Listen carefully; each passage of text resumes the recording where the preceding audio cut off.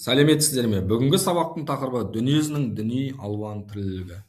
Яғни бүгінгі сабақта біз не істейміз? Дүниежүзілік діни алуан түрлілік адамзаттың тарихының ажырамас бөлігі болып табылады. Ол адамдардың рухани ізденістерін, әлемге деген көзқарасын және моральдық құндылықтарын қалыптастырады.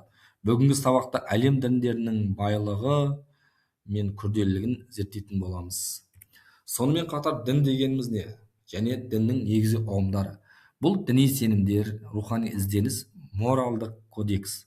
Діни сенімдер деген дін бұл адамдардың дүниетанымдық көзқарасын, құндылықтарын және рәсімдерін біртекті жүйелі сенімдер жиынтығы болып саналады.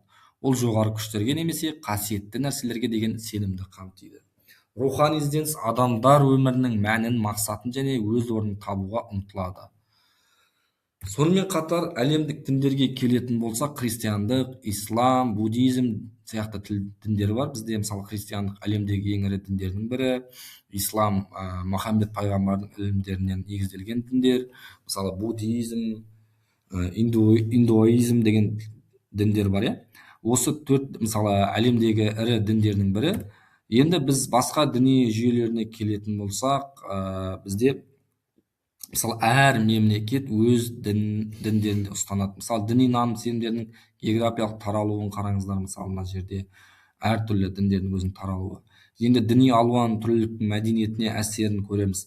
Мысалы дін өнерге, әдебиетке, сәулет өнеріне, музыкаға және қоғамдық нормаларға терең әсер етеді. Көптеген ұлы мәдени туындылар діни тақырыптарға негізделген.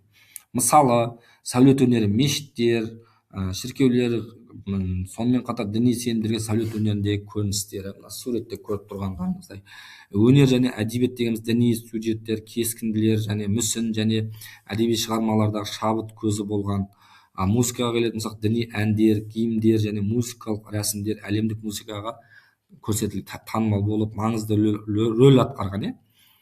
Сонымен қатар бізде діни мысалы және өзара түсінік дегенімізге келетін болсақ,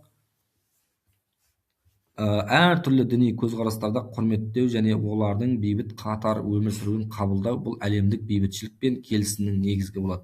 Құрмет басқа діндердің сенімдері мен дәстүрлеріне құрметпен қарау.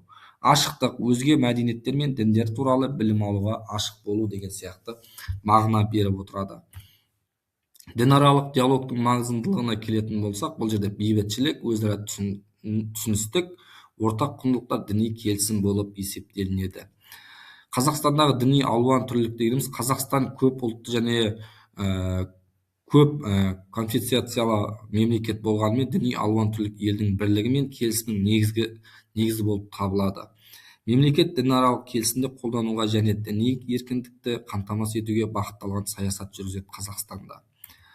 Қорытындылай келе, діни әртүрлілікті құрметтеудің маңызы. Дүниежүзінің діни алуан түрлілігі бұл адамзаттың бай мұрасы, оны құрметтеу, түсіну және қолдану бейбіт және үйлесімді қоғам құрудың кілті екенін барлығымызға белгілі.